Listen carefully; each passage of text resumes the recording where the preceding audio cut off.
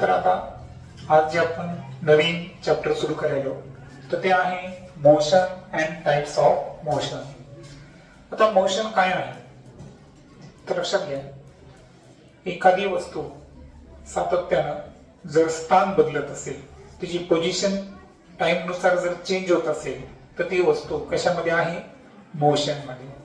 म्हणजे मोशन मध्ये कोणत्याही ऑब्जेक्टचं काय होत असतं? डिस्प्लेसमेंट. डिस्प्लेसमेंट म्हणजे काय? विस्थापन होत असतं. आणि म्हणून मोशनची जी व्याख्या आहे ती आहे continuous displacement of an object. म्हणजे कोणत्याही वस्तूचं सातत्यानं विस्थापन होत असेल ती वस्तू कशामध्ये आहे? मोशन मध्ये आहे. ती वस्तू गतिमान आहे असं आपल्याला म्हणता येईल. आता हे जे मोशन आहे याचे दोन मुख्य टाइप्स येतात. पहिला आहे लिनियर मोशन आणि दुसरा आहे नॉन लिनियर मोशन. म्हणजे वस्तूचं जे आता कंटिन्युअस डिस्प्लेसमेंट अर्थातच मोशन मध्ये आहे वस्तू, मग या मोशनच्या दरम्यान जर मोशन हे अलॉंग स्ट्रेट लाईन असेल, कसे असेल? Along the straight line. म्हणजे एका सरळ रेषेमध्ये जर वस्तूचं विस्थापन होत असेल तर अशा वेळेस ती वस्तू कशामध्ये आहे? लिनियर मोशन मध्ये आहे. कशामध्ये आहे? लिनियर. लिनियरचा अर्थ काय करायचं तुम्ही? एका सरळ रेषेत. म्हणून लक्षात घ्या की लिनियर मोशन जे आहे हे काय आहे? Motion in a straight line. म्हणजे एका सरळ रेषेमध्ये जर वस्तूचं मोशन होत असेल तर डेफिनेटली ते मोशन हे कोणतं मोशन आहे? Linear motion. आलं लक्षात? आणि जर वस्तूचं जे मोशन आहे किंवा वस्तूचं जे डिस्प्लेसमेंट आहे हे जर कशात होत नसेल, एका सरळ रेषेत होत नाही, त्यामध्ये डायरेक्शन जर चेंज होत असेल, दिशा बदलत असेल, तर अशा वेळेस ते मोशन हे कोणतं मोशन असणार?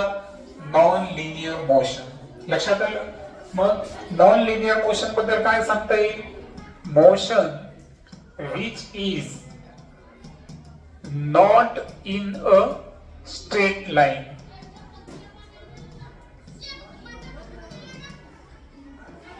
म्हणजे एखाद्या ऑब्जेक्टचं जे मोशन आहे हे जर सरळ रेषेमध्ये नाही, सरळ रेषेमध्ये नाही म्हणजे ते कसंही असेल, ते वर्तुळाकार असू शकतं, बरोबर आहे का?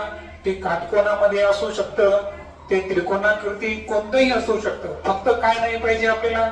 सरळ रेषेत नाही, है ना? इतकं जर असेल तर डेफिनेटली त्या मोशनला कोणतं मोशन म्हणायचं? Non linear motion. मग दोन्हीचा फरक काय आला? वस्तूचं मोशन जर कशामध्ये असेल? स्ट्रेट लाईन मध्ये असेल तर त्या मोशनला काय म्हणायचं? लिनियर मोशन, रेषीय गती. आणि जर वस्तूचं विस्थापन हे स्ट्रेट लाईन मध्ये होत नसेल तर अशा वेळेस त्याला काय म्हणायचं? नॉन लिनियर मोशन, नैक रेषीय गती. आता जे लिनियर मोशन आहे त्याचे आपण टाइप्स डिस्कस करू. जसं की तर लिनियर मोशनचे तुम्हाला दोन टाइप दिसतील. एक आहे युनिफॉर्म लिनियर मोशन आणि दुसरा आहे नॉन युनिफॉर्म लिनियर मोशन. आता एक एक समजून घेऊ आपण. सर्वात अगोदर आपण समजून घेऊ युनिफॉर्म लिनियर मोशन. आता एक लक्षात घ्या, युनिफॉर्म या शब्दाचा अर्थ काय माहिती तुम्हाला? हे तर आपण समजून घेतलं आता. काय की मोशन म्हणजे काय? गती. म्हणजे वस्तूचं कंटिन्युअस डिस्प्लेसमेंट. लिनियर म्हणजे काय? Along straight line. म्हणजे सरळ रेषेमध्ये असेल तर त्याला काय म्हणायचं? लिनियर. पण इथं आणखीन एक शब्द जोडला, युनिफॉर्म. युनिफॉर्म म्हणजे काय? एक समान. काय म्हणायचं त्याला? एक समान. समजा असा आपण कन्सिडर करू की ए ऑब्जेक्ट आहे. काय आहे? ऑब्जेक्ट जो आहे ना, समजा एक वस्तू आहे किंवा एक व्यक्ती आपण कन्सिडर करू. हा व्यक्ती इथं या रस्त्यानं ए पासून बी पर्यंत काय करत आहे? चलत आहे, बरोबर आहे का? हा व्यक्ती चलताना कसा चालेल बरं? सरळ रेषेमध्ये चालेल, बरोबर?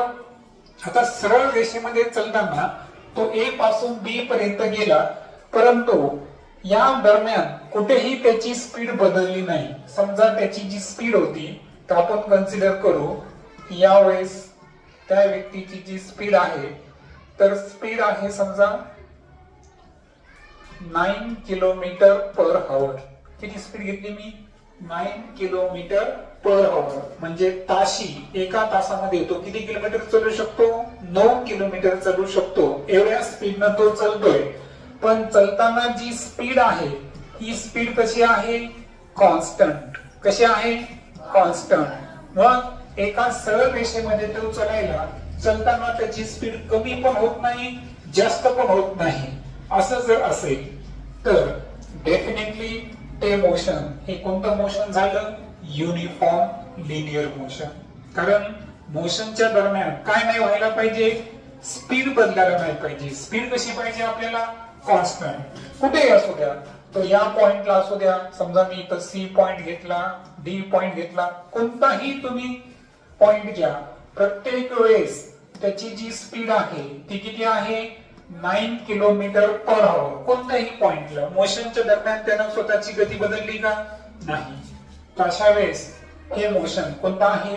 Uniform linear motion.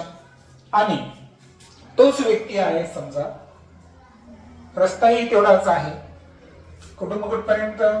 ए पासून बी पर्यंत, बरोबर. आणि व्यक्ती सुद्धा तोच आहे. आता याचे आपण काय करू? वेगवेगळे पॉइंट घेऊ. आता आपण कन्सिडर करू की ए पॉइंटला त्याची स्पीड होती 9 किलोमीटर पर आवर. नंतर त्याला वाटलं मला फास्ट चालायचं आहे. समजा इथे त्याची स्पीड त्यानं दुप्पट केली, 18 किलोमीटर पर आवर. त्यानंतर त्यानं स्पीड काय केली? थोडीशी कमी केली. आणि आपण समजू की तो आता 14 किलोमीटर पर आवर ने चालत आहे. आणि शेवटी तो थकला. शेवटी त्याची स्पीड जी आहे ती किती उरली? फक्त 4.5 किलोमीटर पर आवर. आता मला सांगा, जेव्हा तो चालू लागला होता तर मोशनच्या दरम्यान चालू तर तो स्ट्रेट लावला ना, स्ट्रेट जायला तो, पण स्ट्रेट चालत असताना मोशनच्या दरम्यान त्याची जी स्पीड आहे ती कॉन्स्टंट आहे का? नाही. सो याचा अर्थ इथं काय झालं? Speed is not constant. म्हणजे त्याची जी चाल होती, स्पीड म्हणजे काय? त्याला मराठीमध्ये काय म्हणतो आपण? चाल म्हणतो. तर स्पीड जी आहे ती कॉन्स्टंट होती का? नाही. वरच्या एक्झाम्पल मध्ये पहा, स्पीड कशी आहे? कॉन्स्टंट. तुम्ही कोणत्याही पॉइंटला घ्या, तिथं स्पीड किती होती? 9 किलोमीटर पर आवर. म्हणजे याचा अर्थ मोशनच्या दरम्यान इथं स्पीड बदलली का? नाही. इथं काय झालं? कधी जास्त झाली, कधी कमी झाली. मग अशा प्रकारे मात्र कसा आहे तो? स्ट्रेट लाईन मध्ये आहे, सरळ रेषेमध्ये आहे. म्हणजे सरळ रेषेमध्ये आहे पण एक समान आहे का? नाही. त्याला असमान म्हणायचं. काय म्हणायचं? असमान. आणि म्हणून त्या गतीला म्हणायचं पहा नॉन युनिफॉर्म लिनियर मोशन. काय म्हणायचं? Non uniform linear motion. समजलं? मग तुमच्या टेक्स्टबुक मध्ये एक्झाम्पल दाखवले पहा. जे सैनिकाचं संचलन असतं ना, सोल्जर जेव्हा त्यांचं लॉंग मार्च करतात है ना, त्यांचं जेव्हा संचलन असतं तेव्हा त्यांची ती स्पीड कमी जास्त करतात का? नाही. अशा वेळेस ते कोणतं आहे? Uniform linear motion.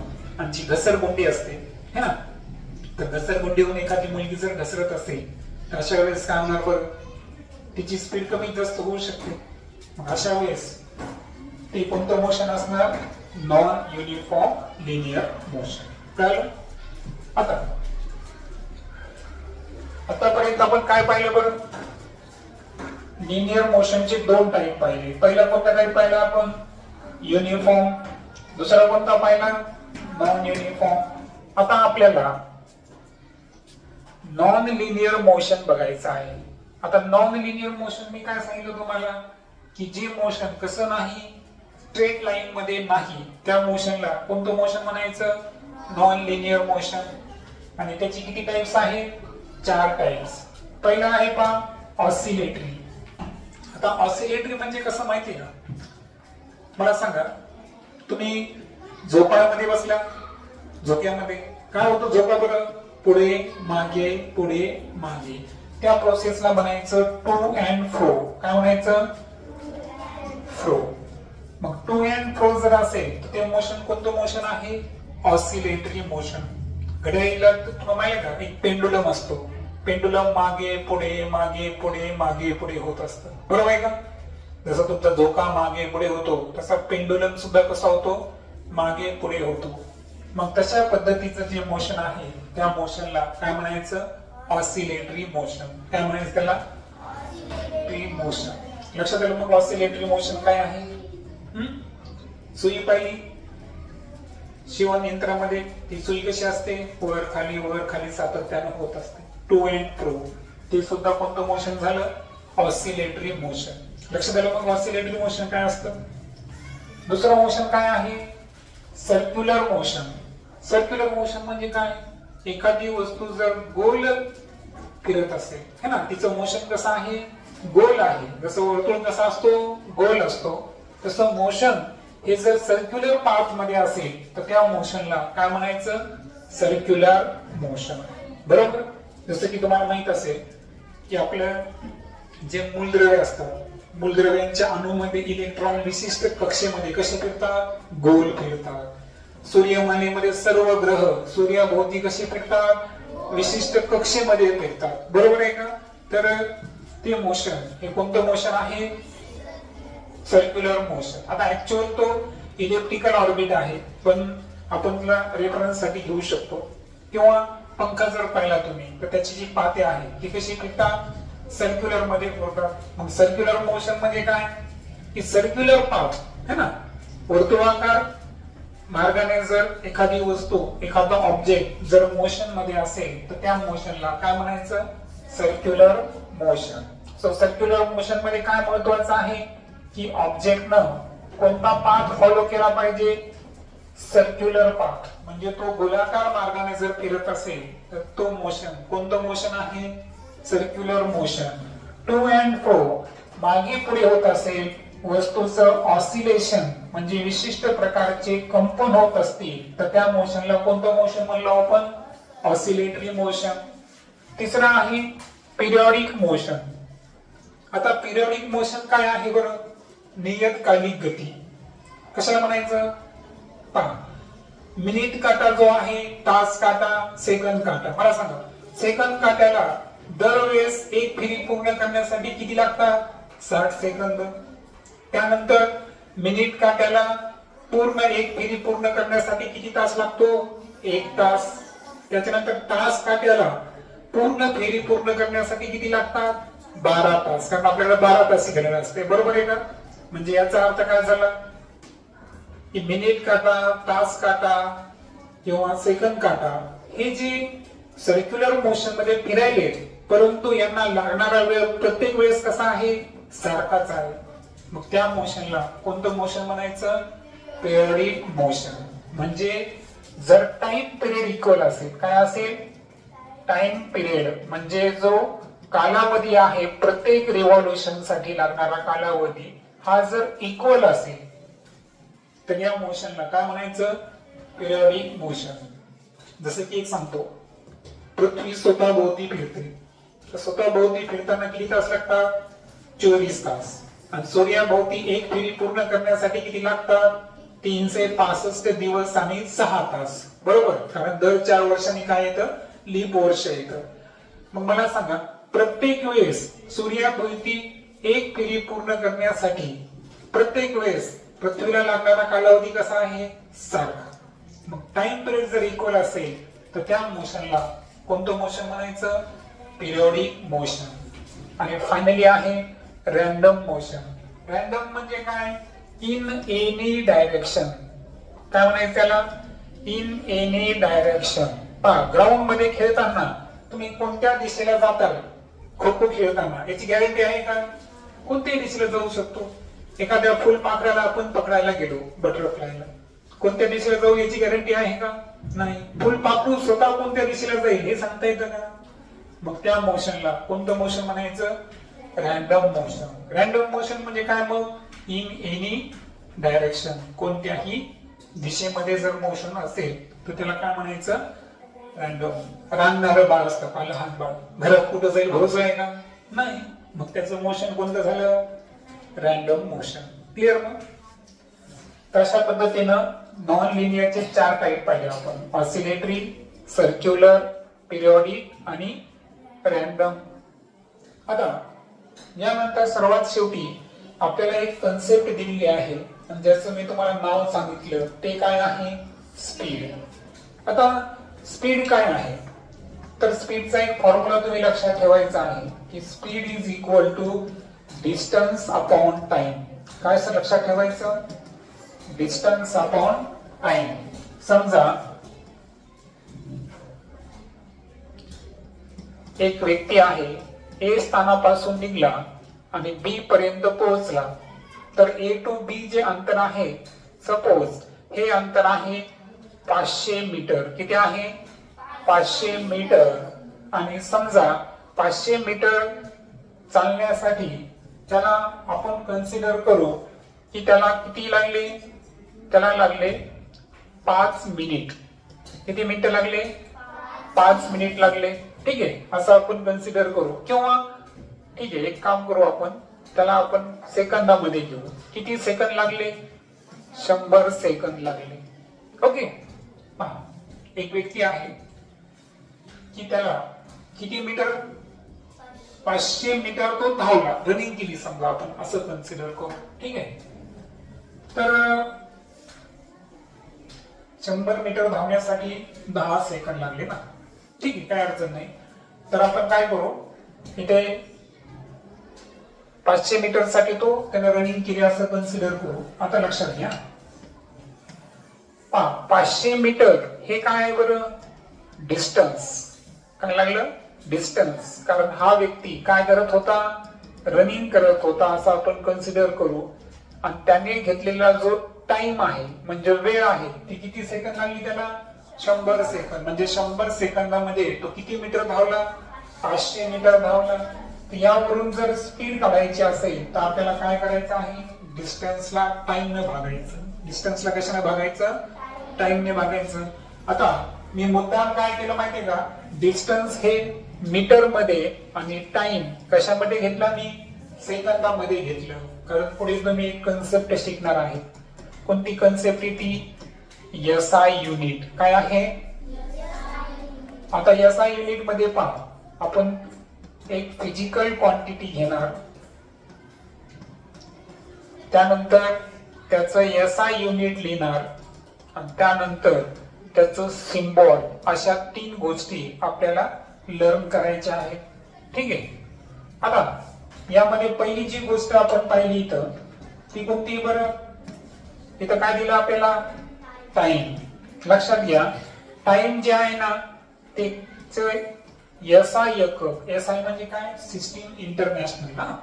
तर SI एकक कोणता आहे त्याचा? सेकंद. सेकंदासाठी कोणतं चिन्ह वापरायचं? यस. त्यानंतर दुसरं घेतलं आपण, कोणतं घेतलं सांगा? डिस्टन्स घेतलं. डिस्टन्स जे आहे याचं एक SI एकक आहे मीटर. काय आहे? आणि त्यासाठी कोणतं सिम्बॉल वापरायचं? M. आता आपल्याला तिसरी क्वांटिटी आपण शिकायलो स्पीड. काय शिकायलो? स्पीड. पण स्पीडचं SI एकक माहिती आहे का आपल्याला? नाही. पण स्पीडचं आपल्याला सूत्र माहित आहे. काय सूत्र आहे स्पीडचं? Distance upon time. सो स्पीडची व्याख्या काय असते माहिती का? The total distance travel by an object in unit time.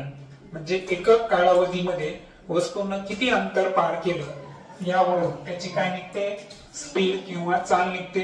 अशी डेफिनेशन पुस्तकामध्ये आहे, मी तुम्हाला देतो. पण आता मला सांगा, डिस्टन्स किती इथं? 500 मीटर. टाइम किती लागला? 100 सेकंद. का होईल बरं इथं?